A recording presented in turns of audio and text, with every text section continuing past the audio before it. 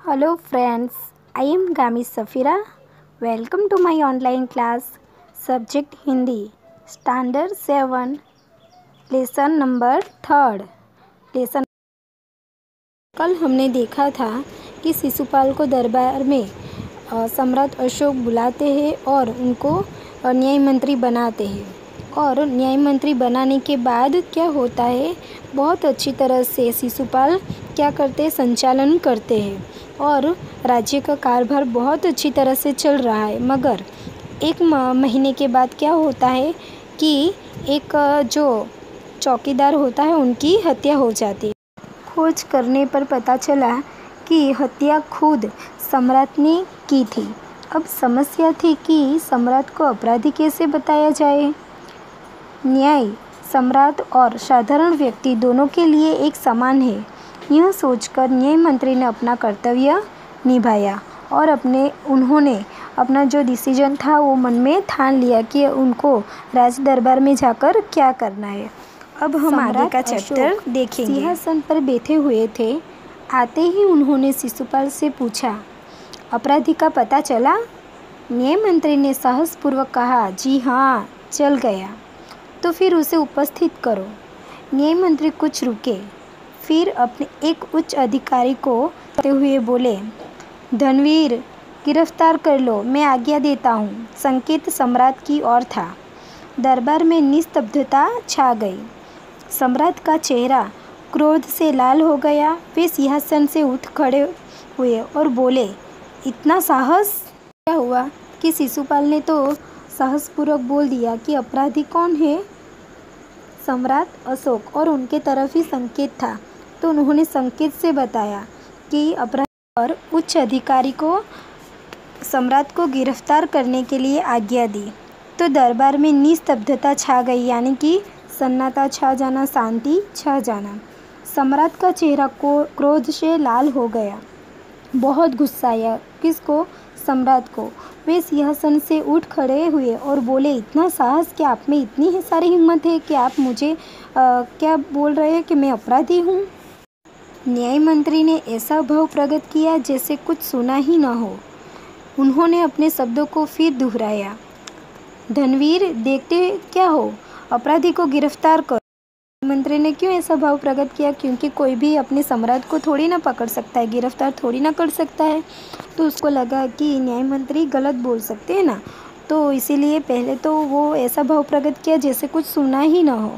बाद में उन्होंने फिर से वो रिपीट किया कि धनवीर, देखते क्या हो, अपराधी को गिरफ्तार करो।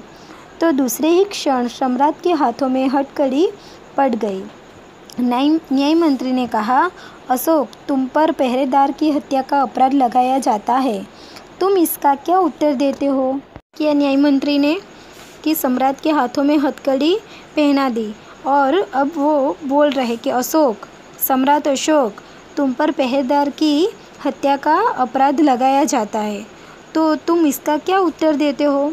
सम्राट होठ काट कर रह गए। होठ काट कर रह जाना यानी क्या? गुस्से या गम में जो दांतों से होठ काटते हैं ना, वो सिचुएशन। तो अशोक को तो बहुत गुस्सा आ रहा था और वो क्या बोलेंगे, कुछ नहीं बोल रहे थे। न्याय मंत्री ने फिर पूछा, तो तुम अपराध स्वीकार करते हो? हाँ, मैंने उसे मारा अवश्य है, पर वह उद्दंड था। सम्राट का उत्तर था। वह उद्दंड था या नहीं, तुमने एक राजकर्मचारी की हत्या की है। उद्दंड यानी निडर, न दबने वाला जो इंसान अक्कड़ होता है ना, जिस तरह से अंग्रेज़ों के सामने हमारे जो शहीद थे वो कभी भी झुकते नहीं थे, ऐसे थे। तो वो अपराधी भी कैसा था? निडर था। न्याय मंत्री ने बोला कि वो जैसा भी था, मगर एक राजकर्मचारी की हत्या आप नहीं कर सकते, तुम अपराधी हो, तुम्हें मृत्युदंड दिया जाता है। न्याय मंत्री ने निर्णय लिया। क्या निर्णय लिया? देखो कि सम्राट अशोक को क्या देना चाहिए? मृत्युदंड। और इतना बड़ा निर्णय और एक न्याय मंत्री राजा को सुनाते हैं, तो ये तो बहुत बड़ी बात है ना। सारी सभा में सन्नाटा छा गया। कोई कल्पना भी नहीं कर सकता था कि सम्राट को अपराधी घोषित कर दंडित भी किया जा सकता है। न्याय मंत्री का निर्णय सुन सम्राट ने सिर झुका लिया।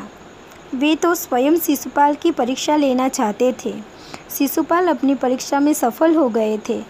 सम्राट का हृदय ऐसे व्यक्ति को पाकर गदगद हो रहा था, यानी कि सारे सभा में क्या हो गया, सन्नाटा, शांति छा गई। और कोई कभी कल्पना भी नहीं कर सकता था कि राजा को भी मृत्युदंड मिल सकता है। और न्याय मंत्री ने तो ये निर्णय सुना दिया और सम्राट ने क्या किया, सिर झुका लिया। देखो, अभी सम्राट अशोक भी ऐसा नहीं बोल रहे कि मैं आपका निर्णय का स्वीकार नहीं करूँगा। वो सम्राट होने के बाद भी वो निर्णय स्वीकार करते हैं। वे तो स्वयं शिशुपाल की परीक्षा लेना चाहते थे। कौन परीक्षा लेना चाहता था? सम्राट अशोक। शिशुपाल अपनी परीक्षा में सफल हो गए। सम्राट का हृदय ऐसे व्यक्ति को पाकर गदगद हो रहा था। गदगद होना यानी भावुक हो जाना कि मैंने इतने अच्छे इंसान को न्याय मंत्री बनाया है कि जिसने मुझे सजा दी। सोच रहे थे कि शिशुपाल ने क्या किया, राजा हो या रंक, उनका न्याय सभी के लिए समान था और अपराधी सिद्ध होने पर वे राजा को भी दंड देने से पीछे नहीं हटे।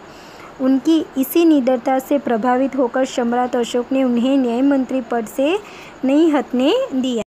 तो बच्चों, आज हम यहाँ तक ये लेसन देखेंगे और हम आगे देखेंगे कि अब सम्राट अशोक को रियल में मृत्युदंड मिलता है कि नहीं और न्याय मंत्री शिशुपाल क्या करते हैं। आप ही सोचो। और आपको क्या करना है, होमवर्क में आपको ये लेसन 2 टाइम्स रीड करना है। मैं आपके व्हाट्सएप ग्रुप में ये PDF भेज दूँगी। Okay, thanks watching my video.